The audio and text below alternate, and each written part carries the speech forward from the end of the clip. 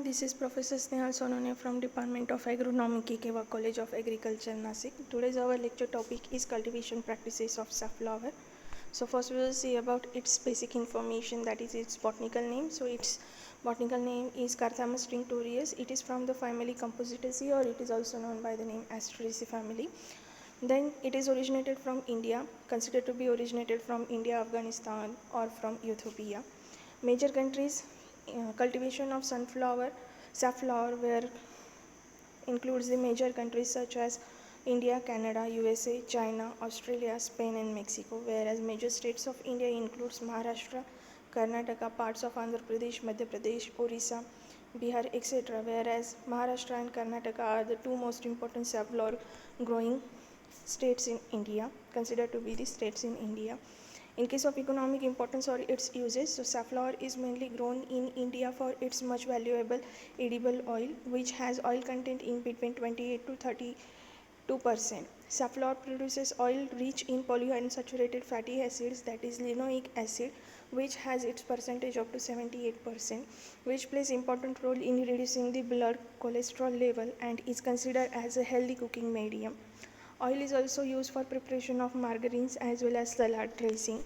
It is used in food, infant food and liquid nutritional formulation, as it has the nutritional formulations. Also, it is used in industrial purposes such as for preparation of varnishes, paint and surface coating materials. Then in case of flowers, so its flowers can be used for dry extraction, which has major uh, which contains carthamine, which produces red dye, and carthamone.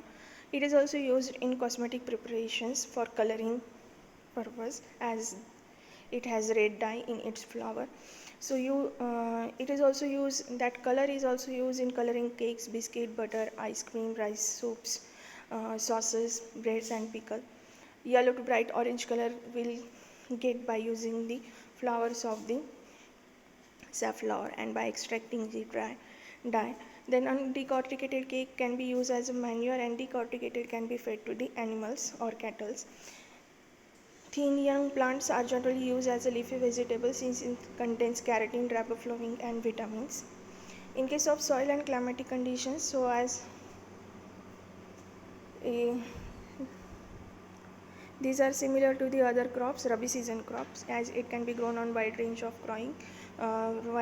soils. Soil should be well drained, fertile with the good drainage properties.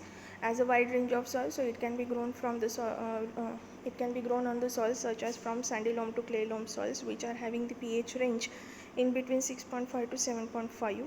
Black cotton soils are also suitable for the cultivation of the safflower. As it is a winter season crop, so it requires cool and dry climate. Optimum temperature range for germination is 24 to 32 degrees Celsius. Frost condition is harmful for the crop, as well as low temperature and high temperature at the time of flowering will result into the poor seed setting. In case of varieties, so varieties include Bhima, Phule Kusuma, SSF 658, which is a non-spiny variety. Then Phule Kardai 733, Phule Chandrabhaga SSF 748, SSF 12 to 40, 12-40, PBNS-12, NARI-6, that is non-spiny variety, and Akola Pink. In case of hybrid, so it is NARI-NH-1, that is non-spiny variety. Then for land preparation, so one plowing followed by 2 to 3 harrowings are necessary to prepare a well pulverized and compact seed bed. Then for seeds and sowing, so seed rate is in between 10 to 12 kg per hectare. Seeds should be sown at a distance of or spacing of 45 centimeters by 20 centimeters. Its sowing time is second fortnight of September to first week of October. Its sowing depth is 5 to 6 centimeters, and sowing can be done by broadcasting, drilling or dribbling method. Seeds should be treated before the sowing, and it should be treated with trichoderma at the rate 10 grams per kg of seed to prevent the seed-borne diseases, as well as it should be treated with azotobacter or with the azospirillum and PSB at the rate 25 grams per kg of the seeds. For manures and fertilizers, so it requires near about 5 tons of FIM or compost per hectare, which should be applied at the time of final land preparation or 1 month before sowing. In case of recommended fertilizer dose, so it can be It requires, if it is a rainfall condition, then RDF is 50 kg of nitrogen and 25 kg of phosphorus per hectare. It should be applied with the help of 2 bowls seed drill at the time of sowing. Whereas for irrigated condition, fertilizer dose is 60 kg of nitrogen and 30 kg of phosphorus per hectare. For irrigation or water management, so it should be given at critical growth stages of crop, which are rosette stage, branching stage, capitula stage, flowering stage, seed formation stage. Then for weed management, one hand weeding that is to be done 15 days after sowing, and 3 hoeings that is 3, 5 and 8 weeks after sowing should be done. Whereas for herbicide application, you can go for spraying of alachlor or pendimethalin at the rate 1.5 kg AR per hectare as a pre-emergent spray.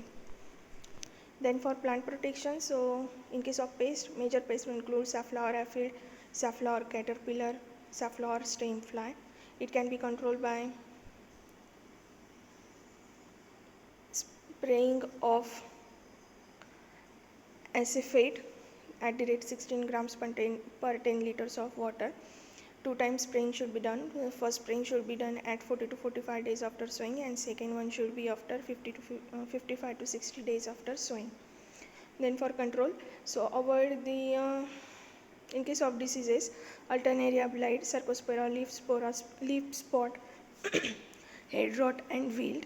So for controlling these diseases, it is necessary to follow the seed treatment before the sowing of the crop. Avoid the growing of crop in low laying areas or in flooding areas. Then do not delay the irrigation until the crop exhibits moisture stress symptoms. As well as you can go for the application or spraying of carbendazim and mancozeb at 2 grams per liter of water, and you should take 2 spraying of such this mixture at an interval of 15 days.